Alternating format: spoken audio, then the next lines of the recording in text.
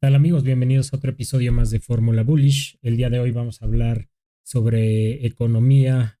Recientemente Moody's recortó la calificación de Estados Unidos a 10 bancos.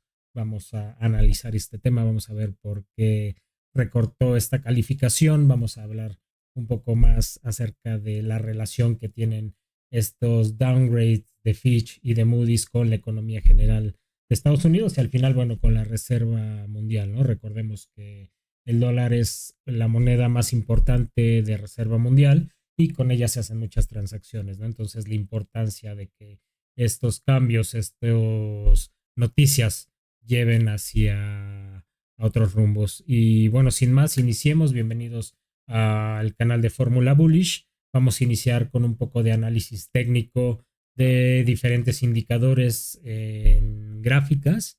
Empezamos con el DXY, el índice del dólar, en donde ya hace algunos días les comentaba cómo vemos que el dólar comienza a perder poder, comienza a perder cierta atracción y es por eso que vemos que diferentes monedas se fortalecen ante el dólar, quizá no por el mismo país, ¿no? Sino porque el dólar se empieza a debilitar y esta balanza se empieza a inclinar hacia las otras monedas. Entonces, es por eso que vemos esto, ¿no? Que vemos que el dólar empieza a perder fuerza. Ya habíamos hablado del por qué perdía fuerza y aquí, bueno, va relacionado con los temas del bloque BRICS, de cómo está cambiando la forma en que vemos las finanzas mundiales, la economía mundial. Vemos como el bloque BRICS empieza a ser un contrapeso al dólar, se empiezan a negociar ya sea pagos del supply chain, ya sean diferentes transacciones a nivel mundial en otras monedas que no son el dólar. Y no solo eso, empezamos a ver también que los problemas que tiene Estados Unidos por el techo de la deuda, que bueno, ya se habló hace algunos meses atrás del aumento del techo de la deuda, de la impresión de dinero que lleva a la inflación y cómo todos estos problemas económicos van encajando para una posible recesión de Estados Unidos hacia 2024. Y esto, bueno, no es nuevo, no es que no se veía venir, sino se está hablando mucho de esto. Estamos viendo que a nivel global muchos economistas empiezan a advertir de esta recesión. Si bien Estados Unidos menciona que algunos indicadores han mejorado, no han mejorado al nivel que Estados Unidos busca, que Estados Unidos quiere, y esto afecta a muchos componentes del sistema financiero y a la economía de Estados Unidos.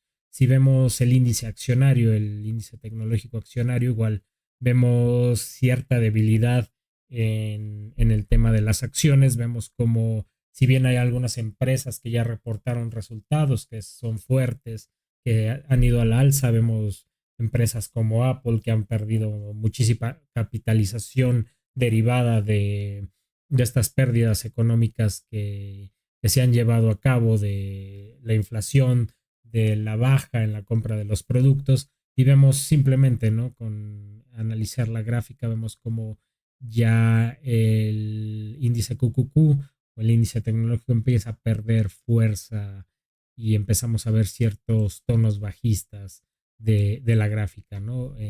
Esto es en días, esta gráfica es en días y vamos a analizar las noticias poco a poco para que vayamos armando este rompecabezas del sistema financiero y darle un giro a ver cómo está cambiando hacia, desde mi perspectiva, hacia un sistema financiero cuántico, hacia un sistema financiero basado en el blockchain y de ahí van a cambiar muchísimas cosas, ¿no? Ya hemos hablado de cómo irán cambiando muchísimos temas, muchísimas formas en cómo vemos el dinero, en cómo transaccionamos el dinero, ¿no? Ahora va a ser quizá de manera inmediata, quizá vamos a tener ciertos cambios en los sistemas financieros del mundo, ¿no? Y bueno, empecemos hablando de Fitch, cómo hace el downgrade de la deuda de Estados Unidos, basado en todo el tema político, la gobernanza, el techo de la deuda, el análisis de Fitch recientemente, apenas en agosto 2, fue hacer un downgrade de Estados Unidos del triple A más a doble A menos y es lo que nos lleva a empezar a voltear hacia esos temas, ¿no? O sea, a ver por qué está bajando Fitch o por qué está haciendo un downgrade a la calificación de Estados Unidos, ¿no? Y continuamos el día de ayer Moody's recortó la calificación de 10 bancos de Estados Unidos y aquí va ligado todo esto a un tema económico bastante importante que ya se veía venir desde mucho antes, ¿no?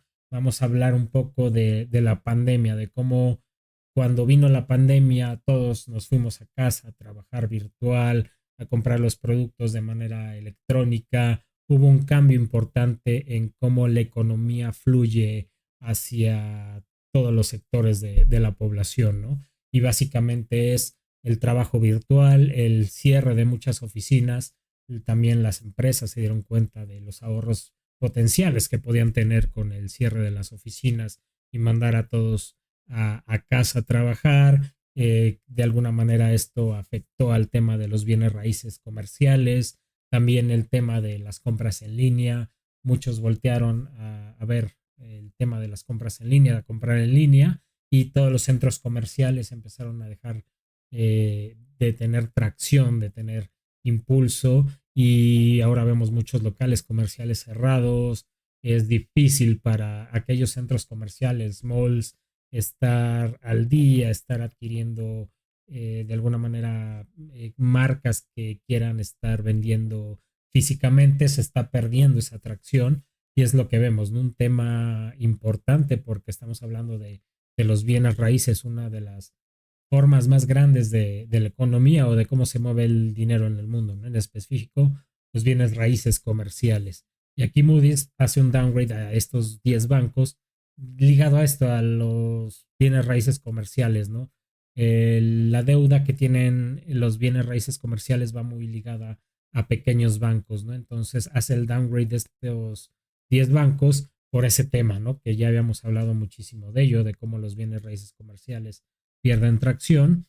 Y bueno, vemos remontándonos un poco a todo lo que es la teoría de lo que ha pasado económicamente, de cómo los bancos han quebrado. Recordamos que en este año han quebrado 4 bancos pequeños en Estados Unidos. El primero realmente es muy pequeño como para dedicarle más tiempo en hablar de ello. Los 3 que continuaron, mayo y marzo, First Republic Bank, Signature Bank, Silicon Valley Bank, fueron de alguna manera quiebras importantes al sistema financiero derivado de todos los problemas económicos, de la inflación, del aumento de las tasas de interés. Se llegó a esta ruptura de estos 3 bancos. Lo interesante y lo importante no es que hayan quebrado 3 bancos, sino la magnitud con la que lo hicieron. Si vamos al análisis de cómo estos 3 bancos quebraron, nos remontamos a la crisis del 2008 y cómo hubo una gran quiebra de bancos que representaron 373 mil millones de dólares en el 2008. Sin embargo, hacia 2022, 2023, que quebraron estos 3 bancos, estamos hablando de que los assets o los activos que representaron estos 3 bancos, estamos hablando de casi 548 mil millones de dólares. Entonces, si bien solo 3 bancos representaron esta cantidad de activos, en el 2008 aproximadamente 140, 150 bancos representaron 373 mil millones, ¿no? Entonces, la magnitud con la que podría ser esta caída es grave porque estamos hablando de ya bancos mucho más grandes, bancos mucho más sólidos, que pueden empezar a quebrar ciertos componentes del sistema y pueden llevar a tener problemas económicos muy grandes a Estados Unidos, ¿no? Y empezamos a ver muchas noticias relacionadas a lo que ya habíamos hablado, ¿no? Como los bancos se preparan para pérdidas relacionadas a toda la propiedad comercial en Estados Unidos, a todos estos cambios que está habiendo en cómo se ve el mundo, en cómo se ve la vida financiera, no solo en Estados Unidos, sino en todo el mundo, ¿no? Pero quizás la punta de lanza que comienza todo el cambio hacia otro tipo de sistemas. Vemos como el Banco de la Reserva Federal de Chicago nos comenta cómo afectó todo el tema de la parte del commercial real estate y las deudas que tienen con los bancos, cuánto representan estas deudas y a quién afecta, ¿no? Aquí vemos muy claro que nos están hablando de pequeños bancos, activos en pequeños bancos que tienen deudas derivadas de préstamos que se hicieron a estos centros comerciales en donde no está viendo ese flujo de efectivo que se esperaba y bueno, se está rompiendo esa cadena y ese sistema, ¿no?